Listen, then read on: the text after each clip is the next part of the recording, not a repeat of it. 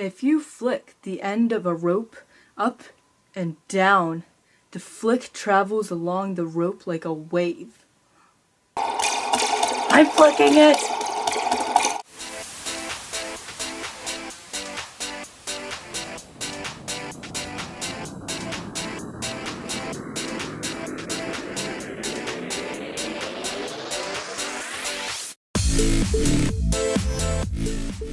Okay, so today I decided to talk about books. Yeah, I know, nerd, whatever, that's me, deal with it. I like books. Like, ever since I was little, I would always read books. Like, I would read those little tiny baby children's books that are like 85% picture and then like 10% blank and then 5% word. But I mean, like, as things went on, of course, I found other books and I had to read different ones for school, and of course, I'm a teenager. I don't really like most of the ones for school. Some of them are okay and some of them are really good, but other ones just no. So for that reason, I'm probably not really going to say anything about the stuff from school because those, no, I didn't really enjoy them.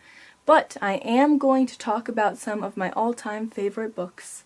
They're great. The first one is this little beauty, Le Petit Prince, and I could only find French versions in my house. But it is in English too, but it was written in French. Yeah. This book is a children's book, and I read it when I was in elementary school or something, I think, since it is really easy to read. And I really liked it then, but then, like, I reread it, and the whole time I was reading it, I was just thinking, how the heck could a little child understand this? It was the most depressing thing ever, except it was absolutely beautiful. And look at the adorable little artwork things. Look at the fox. Oh my goodness, what the fox say? Ah! But this book is basically about a little prince, which is Le Petit Prince in English. And he came from an asteroid, and he just talks about his adventures. And that's the surface thing, but once you actually read it, it's beautiful. I was crying. Oh.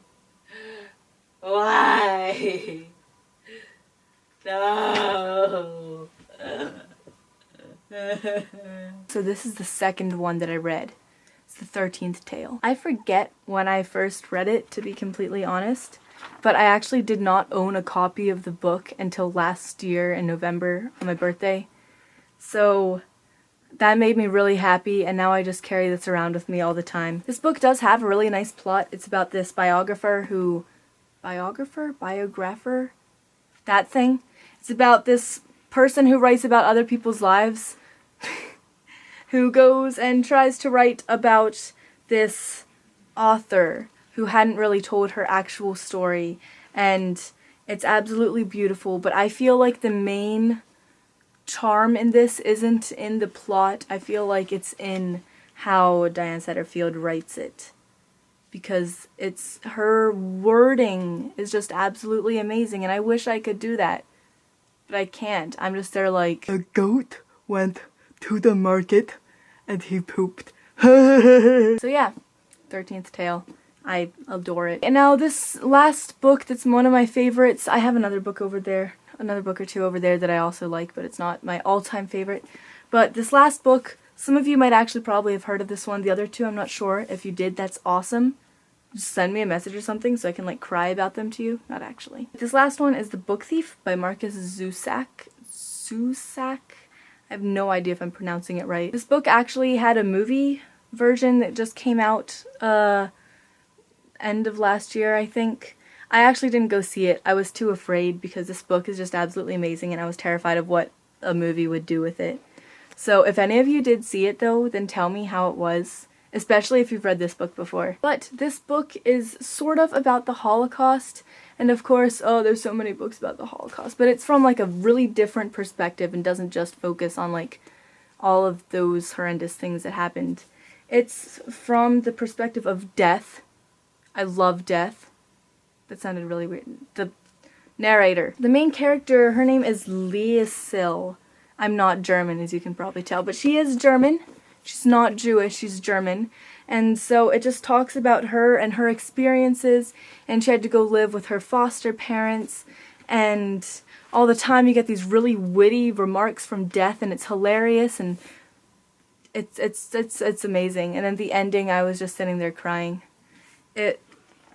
I cry at books a lot.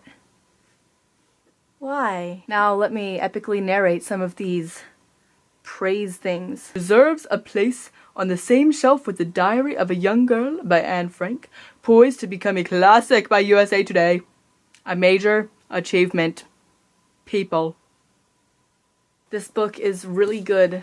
I just feel so weird. I'm just like here rambling about books and saying, hey, read all of these! But read all of these. Okay, another book it's not one of my all-time favorites. Those three that I just mentioned were. But this book is still really good. I liked it. Some of you guys might not. It can be sort of offensive. So I apologize ahead of time. But The Gadfly, I actually don't even remember who wrote it. E.L. Voynich. I've never looked at the author. But this book is like really, I don't know, it's sort of,